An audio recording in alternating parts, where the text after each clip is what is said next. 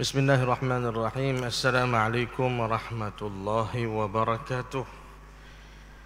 Innal hamdalillah nahmaduhu wa nasta'inuhu wa nastahdi wa nastaghfiruh wa natubu ilaih wa na'udzu billahi min syururi anfusina wa min sayyiati a'malina. Man yahdihillahu fala mudilla lahu wa man yudlil falan tajida lahu waliyyan mursyida. Salatu wassalamu ala rasulihil amin wa ala alihi wa sahbihi ajma'in.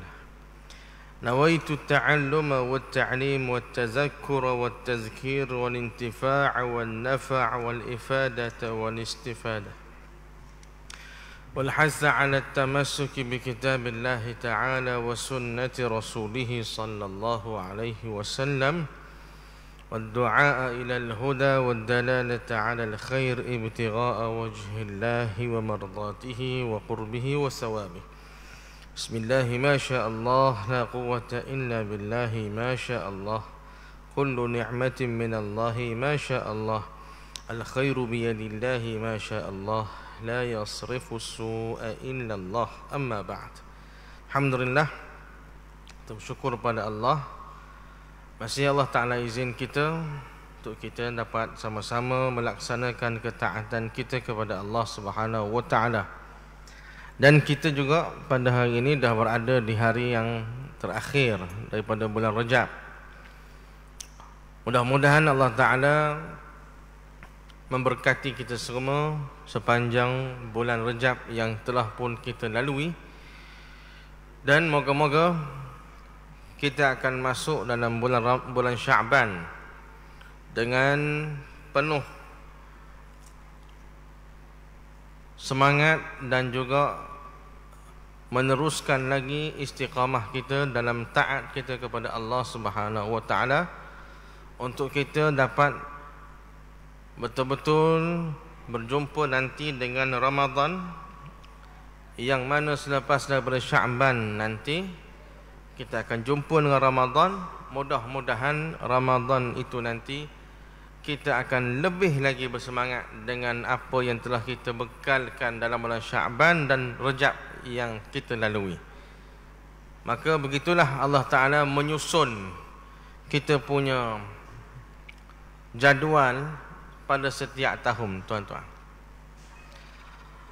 Alhamdulillahirabbil alamin. Kita bersyukur pada Allah atas segala kurniaan nikmat daripadanya. Maka pada malam ni kita teruskan lagi perbincangan kita menerusi kitab kita Risalah Tajwidul Fatihah, pada menyatakan, memolekkan dan membetulkan hukum membaca suratul Fatihah, muka surat 24. Qala al-musannifu rahimahullahu ta'ala wa nafa'ana bihi wa bi'ulumihi fid darain amina ila an qala, kata dia, wa izharil wawi min waladhdallin ma'a tarqiqil lami wal alifi, dan nyatakan waw pada waladhdallin itu, pada waw waladhdallin, pada waw yang di depan sekali itu, nyatakan waw itu serta nipiskan lam. Lam yang mana? Lam wala, la. Lam yang selepas daripada waw itu mesti dinipiskan sungguh-sungguh bunyinya, jangan ditebalkan. Lalu bila ditebal dia akan bunyi wala, wala. Kalau nipis wala. Serta nipiskan lam dan alif yang berada selepas daripada lam. Jaga-jaga jangan menggunnahkan atau menghidungkan huruf mim pada alaihim dan juga waladhdallin itu. Maka itu disebut oleh tuan kita sebentar tadi, bagaimana cara kita nak menyebut dengan betul, melafazkan dengan betul kalimah ataupun ayat dalam surah Fatihah yang terakhir ini, ayat yang ke-7, waladhdallin. Pada kalimah waladhdallin ini, saudara jemaah sekalian, dia ada huruf yang sepatut dibaca dengan nipis. ada yang sepatut dibaca dengan tebal, ataupun ada huruf yang istifal dan ada huruf yang isti'la, ada huruf rendah, ada huruf tinggi. Huruf yang tinggi ni dia hanya ada 7 saja dalam kita punya huruf-huruf Arab ini, dipanggil huruf hijaiyah, ada sebanyak 7. Khussa dhaghtin qiz, terhimpun dalam satu ayat, khussa dhaghtin qiz. Khussa maknanya huruf kha, huruf sad, lepas tu dhaghtin huruf dad, huruf ghin, huruf ta, lepas tu qiz huruf qaf, huruf dha. Ada 7 huruf ini dipanggil huruf isti'la ataupun huruf tinggi. Tinggi itu dengan maksud kita sebut dia tu dengan rohok ataupun dengan ke arah macam ke tebal sikit daripada hak lain-lain. Begitu. Jadi dalam 7 tu termasuklah salah satunya huruf dad, huruf dad. Maka kenalah pada kalimah yang terakhir kita baca dalam suratul Fatihah ni, waladdallin. Dha tu isti'la, kena tinggi, kena baca dengan dia punya tebal tu pelik sikit pada orang lain. Okey, isti'la. Tetapi sebelum huruf dad dia ada huruf lam, wala. Tidak begitu? Waladha. Di sinilah menjadi satu masalah kepada setengah-setengah daripada kita. Bila nak sebut waladha tu, oleh kerana huruf dha tu tebal, dia isti'la, maka kadang-kadang Piramli kata kadang-kadang wala tu jadi tebal juga, waladdallin, tanpa kita sedar. Waladha tebal tu, wala dia tak boleh wala, dia naknya waladdallin, wala. Lalu bagaimana kita nak mengukur cara kita sebut tu tebal ke nipis, tinggi ke rendah? Kalau huruf istifal ini, sebenarnya maaf sekalian, dia tak akan jadi, bila kita sebut dia, kita nak sebut huruf istifal, nak beri jadi rendah dia, maka kita kena bukakan mulut kita ke arah lebar, wala. Kalau tak buka gitu, dia akan jadi tebal. Waladha tebal. Kalau wala, automatically jadi rendah dan jadi nipis dia punya cara sebutan. Hak naknya begitulah. Wala dha tu baru tebal. Waladdallin. Begitu. Kata tuan kita tadi, wa izharil wawi min waladdallin ma'a tarqiqil lam wal alif. Nyatakan huruf waw pada waladha, wala, wa. Okey, dan juga kena nipiskan lam tadi sebelum huruf dad. Seterusnya kata dia lagi, wa tafkhimid dad wal alif wal lam ba'daha tab'in laha, dan tebalkan dad, alif dan lam kemudian daripadanya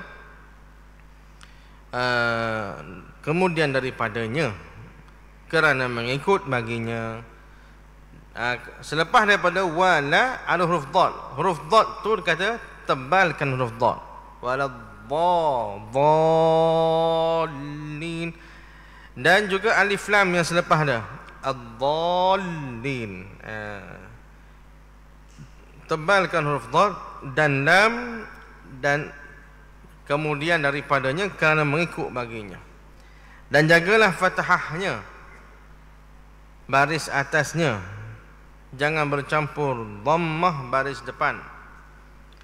Dan matnya adalah mat lazim kalimi musaqqal. Dia kata jagalah fathahnya, jangan bercampur dengan dhammah baris depan. Fathahnya tu fathah huruf dha lah. Huruf dha tu waladhdall. Jadi dia kata jangan beri, jadi huruf dha tu disebut dengan dhu, waladhdhu. Dia punya gitu. Ini benda-benda yang dia panggil semua tak perasan. Duk sekanya, kita duk seka kita baca dha lah.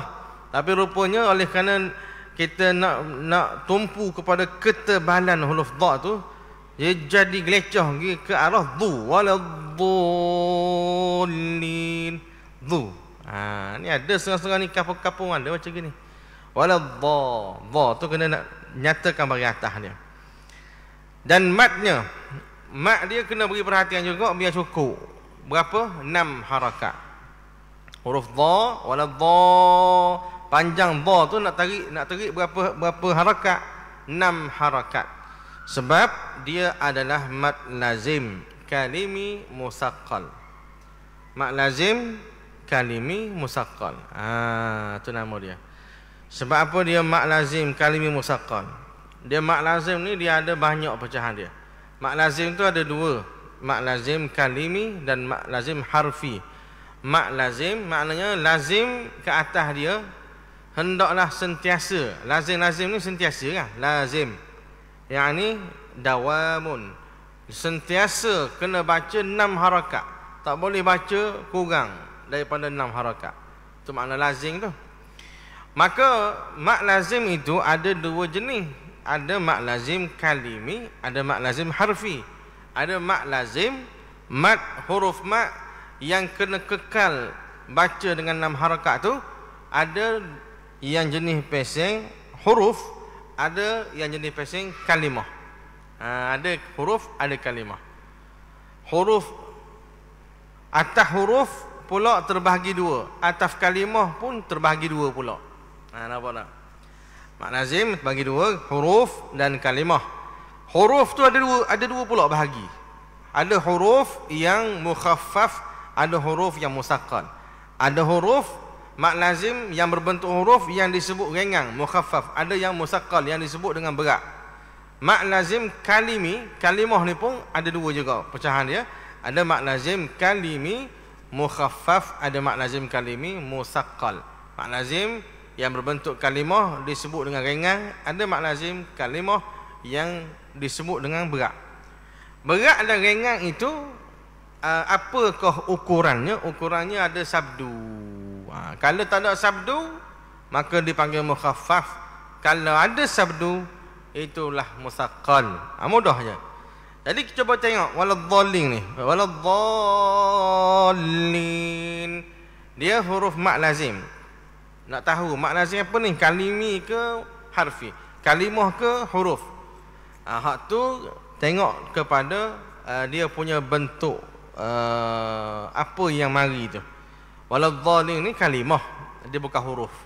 Kalau huruf dia mari huruf sutil gitu. Contoh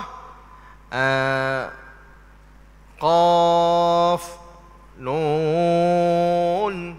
Itu ada kan dalam Quran. Ataupun Alif, Lam, Mim. Itu juga huruf. Tu huruf lah ke tu? Set-set huruf. Taha, Tasim, Mim. Itu semua huruf. Dia bukan yang boleh memberi makna kepada orang yang mendengarnya. Kita tak tahu makna apa.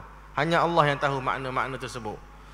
Maka itu huruf. Kalaulah dia mari dengan perkataan yang kita faham, maka itulah kalimah. Dalam matan Al-Jurumiyah disebut al-kalamu huwal lafzul murakkabul mufidu bil wad'i. Kalam ni nak jadi satu, nak panggil sesuatu itu sebagai kalimah, kalam, dia kena benda yang tersusun, yang memberi makna, yang memberi faham. Al-kalamu huwa al-lafzul murakkab. Satu lafaz yang tersusun, lafzul murakkabul mufid, yang memberi faedah bil wad'i, kepada dengan peletakan huruf-huruf tu, maka dia akan memberi faedah, memberi makna yang tertentu. Kalau tak beri makna, itulah huruf. Okey. Kalimah tu sendiri dia terdiri daripada huruf-huruf sebenarnya. Daripada huruf yang tersusun, maka akan membentuk kalimah. Kalimah itulah yang akan memberi faham kepada kita. Maka waladhdallin itu adalah kalimah kerana dia beri faham dengan maksud apa? Waladhdallin adalah orang-orang yang sesat. Ad-dhallin, orang-orang yang sesat. Maka nyatalah di situ dia tu adalah mak lazim kalimi kerana dia kalimah. Dia bukan huruf. Lepas tu kalimah ni sama ada jenis yang ringan ke jenis yang berat, mukhaffaf ke musaqqal. Tu Kita dah beri kata kunci tadi, kena tengok dari sudut ada sabdu ke tak ada sabdu. Coba perhati tengok waladhdallin tu ada sabdu tak kalimah tu? Tengok rupanya ada lah sabdu. Ad-dhallin. Daripada dha hak panjang tu nak jatuh dia ada tak sabdu? Ada. Dhal nak pergi kelam tu ada sabdu. Maka nyatalah di situ dia tu musaqqal, dia berat. Dia bukan mukhaffaf, dia bukan ringan ni. Maka kita pun letaklah nama penuh dia mak lazim kalimi kerana dia kalimah dan dia berat musaqqal. Gitulah. Maka sebab itulah kena baca dengan 6 harakat, kata dia kena pegang molek 6 harakat itu. Okey. Habis. Peringatan, jangan sekali-kali menukar harakat, yakni baris pada lain harakah. Jangan kita tukar baris hak asal dalam Quran dengan baris yang lain. Seperti yang dibuat oleh orang yang jahil ketika mengucap waladhdallin, maka dia himpunkan dua bibirnya hingga berubah baris fathah kepada baris dhammah.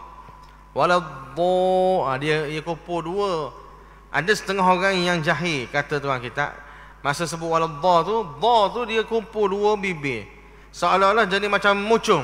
Bila mucung, maka berubah baris atas huruf dha jadi baris depan. Waladhdall jadi waladhdall, dan bila dihipung dia mucung kamul bibir dia, automatik dia tak akan jadi dha dah, dia akan jadi dhu. Waladhdallin. Gitu. Jadi itu dipanggil salah tu. Menghimpunkan dua bibir tak kena dah, sehingga dia boleh merubah baris itu lagi dah tak kena.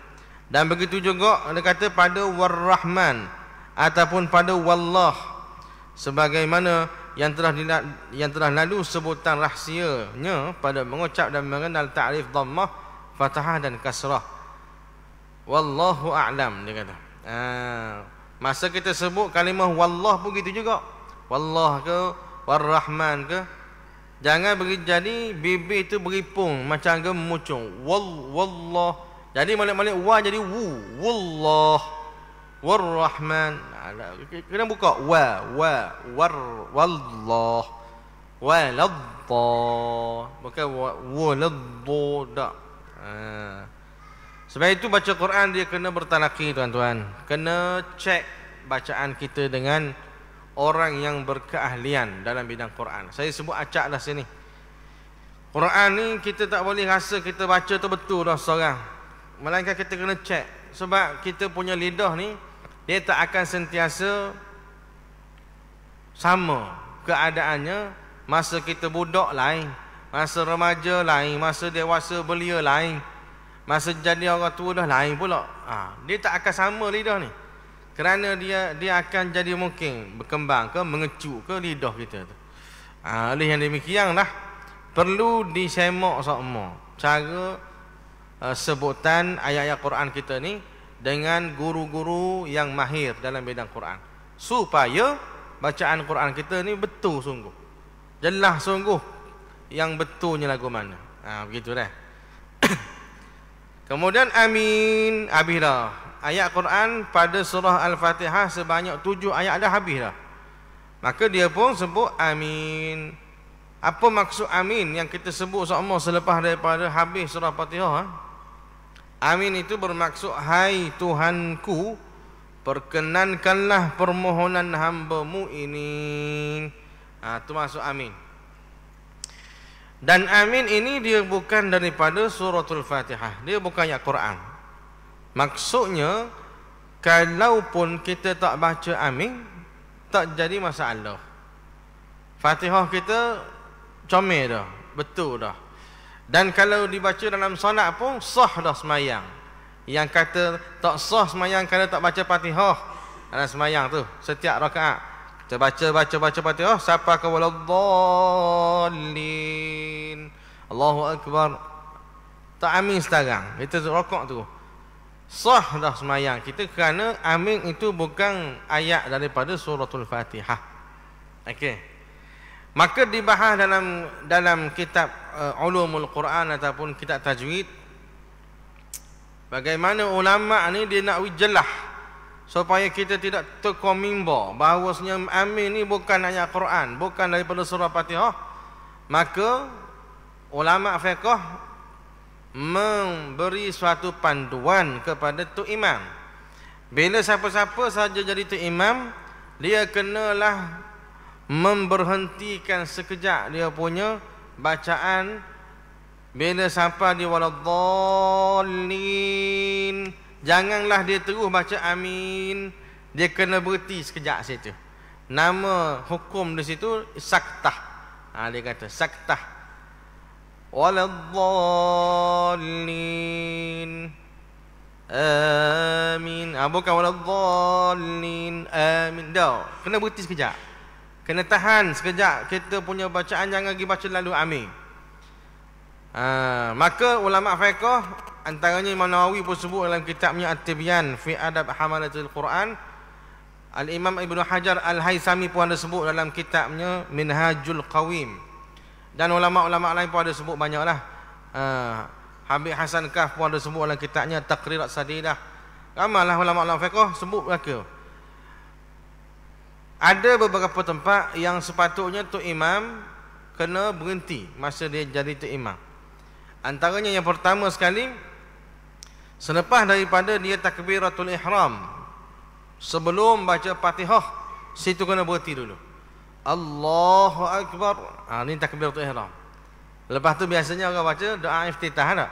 Allahu Akbar kabira walhamdulillahi katsiran wa subhanallahi bukratan wa asila. Tu hak sendiri-sendiri tu. Wajjahtu wajhiya lillazi fadl. Hak sendiri-sendiri. Jadi kalaulah kata tu imam sekali tu malah nak baca doa iftitah. Dia tu imam ni manusia juga. Dia ada time dia rajin, dia ada time dia malah. Time tu dia malah. Malah nak baca iftitah, nak baca Fatihah tu. Boleh, tapi jangan baca lagi Fatihah. Selepas takbiratul ihram, senyap dulu tu imam. Tu imam kena senyap dulu, senyap sekejap. Lepas tu beberapa second barulah baca Fatihah, memberi laluan kepada makmum yang rajin nak baca iftitah tu, biar dia baca dulu. Lepas tu lah baru kita rohik masuk dia Fatihah. Lepas baca Fatihah sampai di waladdallin, situ pula tu imam kena berhenti sekejap. Jangan baca amin terus. Berhenti sekejap. Amin waladdallin saja berhenti. Amin barulah amin. Memberi faham di situ. Sebab apa kena berhenti situ? Kerana nak suruhnya makmum yang tak mengaji, yang tak mari menadah kitab, yang tak bertalaki Quran ni, nak suruhnya dia tahu bahawasanya amin tu bukan daripada Fatihah. Ayat terakhir dalam surah Fatihah itu bukannya amin, tetapi waladdallin. Maka direnggangkan sikit masa. Itu hikmah dia, kata ulama. Jadi tu imam yang jadi tu imam dia kena tahu. Ini dia punya tempat-tempat checkpoint kena berhenti. Selepas daripada waladdallin, sebelum amin berhenti juga situ. Kedua dah lah, dua tempat dah. Tadi selepas takbiratul ihram, lepas tu ni selepas waladdallin, sebelum amin. Yang ketiga tempat kena berhentinya selepas daripada amin. Lepas dah dia baca amin, habis amin lah. Maka nak baca surah lah pula tu imam. Qul a'udzu binnah ke, amma yatasaalun ke, saya qul sufha ke, ikut anda lah tu lah. Sebelum nak baca surah juga kena berhenti dulu situ selepas daripada amin. Kenapa? Hikmahnya nak beri laluan kepada tok makmum baca Fatihah pula. Comel dah tu ulama kita susun tu. Ulama kita susun berpandukan hak Nabi buat, comel dah situ. Susunnya selepas daripada amin, tok imam jangan gaduh nak baca surah. Biar beri laluan kepada makmum untuk dia baca surah Fatihah dulu. Kata guru saya almarhum Syekh Ahmad Fahmi Zamzam, dia kata kalau dia sendiri masa dia jadi imam, kalau selepas daripada amin nak baca surah lah, dia akan berhenti tu dengan ditarik nafas 3 kali. Sekali, 2 kali, lepas tu kali ketiga habis 3 kali, barulah dia baca surah. Tu pesen dia. Ukuran dia begitu. Ada juga ulama yang zikir. Tu imam zikir masa tu, ataupun selawat ke, ataupun ulangkan surah yang kita nak baca lepas ni secara slow-slow. Ulangkan dulu, baca dulu secara perlahan untuk ingat molek. Kadang-kadang kita nak baca lalu ni takut tak ingat, takut sakok dan sebagainya. Maka kita ada masa untuk kita mengulang sekejap. Sebelum daripada kita nak baca sungguh tu, sambil-sambil tunggu makmum baca Fatihah, kita mengulang sekejap itu. Saya aku tu sendiri-sendiri tu. Angga-angga dengar tok makmum belakang ni ihdinas sirata siratal ladzina, kita bergohik lalu. Dia tak kata kena tunggu siapa ke waladhdallin. Makmum waladhdallin habis lecing baru kita start baca surah, tak juga. Mana paling-paling tidak dia dah sampai di siratal ladzina ke ataupun ihdinas siratal mustaqim ke, tu boleh gohik dah tu. Gohiklah baca surah. Jadi situ tempat yang ketiga kena berhenti selepas amin sebelum baca surah. Dan tempat yang keempat kata ulama fiqhnya selepas daripada habis daripada kita baca surah minal jinnati wan nas, berhenti dulu sekejap. Jangan minal jinnati wan nas Allahu akbar. Terus dah dia kena berhenti sekejap. Minal jinnati wan nas Allahu akbar. Tertibnya begitu. Kalau siapa-siapa jadi tok imam, tok imam di rumah ke tok imam di masjid balasah surah, semua begitulah berlaku. Tepat saktah dipanggil dalam fiqh yang perlu dijaga oleh tok imam. Saktah tu maksud berhenti. Berhenti seketika, jangan turunkan bacaan. Dalam tajwid pun ada juga saktah. Marqadina hadza ma wa'ada ar-rahman kalla bal rana ala, itu saktah juga. Dalam tajwid saktah itu bermaksud kita berhenti seketika tanpa mengambil nafas yang baru. Tahu tadi berhenti terus bacaan, jangan napah-napah. Lepas tu ambil nafas baru, tak ada masalah. Itu lain pula tu hak kita sebut saktah dalam fiqh tadi tu. Maka amin ini hendaklah dibaca berasingan dengan waladhdallin, jangan terus. Kalau kita jadi imam lah. Kalau kita tak jadi imam boleh juga nak beramal kita pun tak ada masalah. Jadi amin tu sendiri apa maksud tuan-tuan? Hai Tuhanku, perkenankanlah permohonan hamba-Mu ini. Ketahuilah kata dia bahawa amin itu bukanlah termasuk dalam jumlah ayat Fatihah yang 7. Tengok tu. Tuan kita sebutlah. Ketahuilah kita bahawa amin tu dia bukan termasuk dalam jumlah ayat Fatihah yang 7. Fatihah ni kita cover dah sebelum ni. Konalah kat mana pun gi mari 7 ayat. Kalau siapa tak setuju kata bismillah tu bukan satu ayat pada Quran ke, hak setuju kata bismillah tu satu ayat pada Quran ke, jumlah ayat dalam surah Fatihah tetap 7. Tak berubah. Sebab waris daripada ayat Quran Allah Taala sebut kepada Nabi kita SAW, wa laqad atainaka sab'am minal mathani wal Qur'anal azim. Sesungguhnya kami telah berikan kepada kamu wahai Nabi Muhammad sallallahu alaihi wasallam sab'an minal masani, 7 ayat yang diulang-ulangkan. Yakni 7 ayat itu surah Fatihah. Maka dalam 7 ayat itu amin tak termasuk. Dia bukan ayat daripada surah Fatihah. Bahkan ia disunatkan dalam sembahyang ataupun di luar sembahyang mengucap amin mengiringi Fatihah. Tapi dia itu jadi hukum sunat sebut. Kalau tak sebut dia pun tak ada masalah, tapi kalau sebut sunat hukumnya. Kerana apa sunat itu? Kerana sabda Nabi SAW yang diriwayatkan oleh Abu Hurairah. Namanya dalam Islam Abdul Rahman, dan pada masa jahiliah namanya Abdul Syamsi bin Sakhar. Dia kata Abu Hurairah tu namanya dalam Islam Abdul Rahman. Dulu masa jahiliah nama dia Abdul Syams. Nabi betul nama dia, tak payah sebut Abdul Syams, tak boleh, hamba kepada matahari. Maka ditukar pada Abdul Rahman, hamba kepada yang maha pengasih dan maha pemurah. Maka riwayat daripada Abu Hurairah ni disambung lagi, dan kerana ia membawa seekor kucing dalam tangan bajunya, yakni dalam lengan baju dia. Kerana dia bawa seekor kucing dalam lengan baju dia. Lengan baju siapa? Lengan baju Abu Hurairah tu lah. Maka Nabi menggelarnya Abu Hurairah. Asas sirah nama Abu Hurairah tu sebab apa? Nama sebenarnya Abdul Rahman bin Sakhar Ad-Dusi, itu nama dia. Tiba-tiba kita kenal dia dengan Abu Hurairah, tak kenal Abdul Rahman. Sebab Nabi yang panggil dia Abu Hurairah. Nabi panggil dia sebab apa tu? Kerana dia ni bila berjalan je mesti dia letak anak kucing dalam lengan baju dia.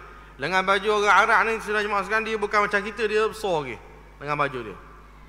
Dia lebar gitu lengan baju. Nak tengok lengan-lengan baju orang-orang Arab Mesir, orang-orang di Timur Tengah. Gitulah. Maka dalam lengan baju dia yang besar tadi, dia tak kucing. Abu Hurairah, dia tak kucing. Maka Nabi menggelarnya Abu Hurairah dengan maksud bapa kepada kucing. Sebab bahi sangat main kucing. Jadi macam ke ayah kucing, ayah pada kucing-kucing. Dia ni. Baik. Abu Hurairah ni, dia antara sahabat yang banyak meriwayatkan hadis Nabi SAW. Ini antaranya hadisnya, idza ammana al-imam fa aminu. Maksudnya apabila imam mengucap amin selepas Fatihah, maka makmum hendaklah mengucap amin. Dan diriwayatkan oleh Wa'il bin Hujr, Nabi SAW mengucap amin sesudah habis Fatihahnya.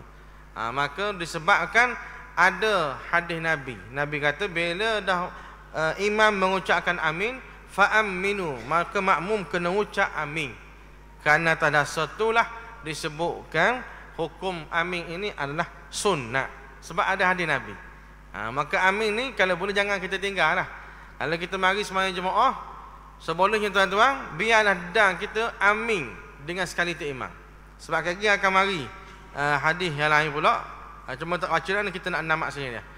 Ada hadis yang lain sebut bila kita amin dengan tu imam, maka sebenarnya kita telah beraminkan juga dengan malaikat. Fa inna man wafaqa ta'minuhu ma'al imam wafaqa ta'minuhu ma'al malaikah atau kama qala. Kerana bila seseorang tu amin, dia sepakat dengan tu imam.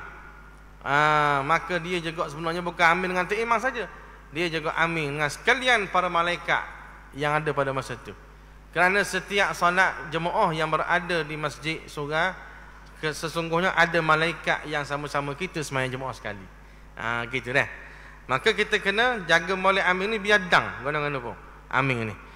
Jadi kita berhenti dulu pada malam ni, sambung lagi pada minggu depan insya-Allah pada waktu yang sama. Aqulu qauli hadza wa astaghfirullahal azim li wa lakum. Bismillahirrahmanirrahim. Alhamdulillah wassalatu wassalamu ala Rasulillah wa ala alihi wa sahbihi ajma'in. Allahumma anfa'na bima 'allamtana wa 'allimna mimma yanfa'una. Rabbana zidna 'ilma wa sallallahu ala nabiyyina Muhammad wa ala alihi wa sahbihi wa sallama walhamdulillahi rabbil alamin.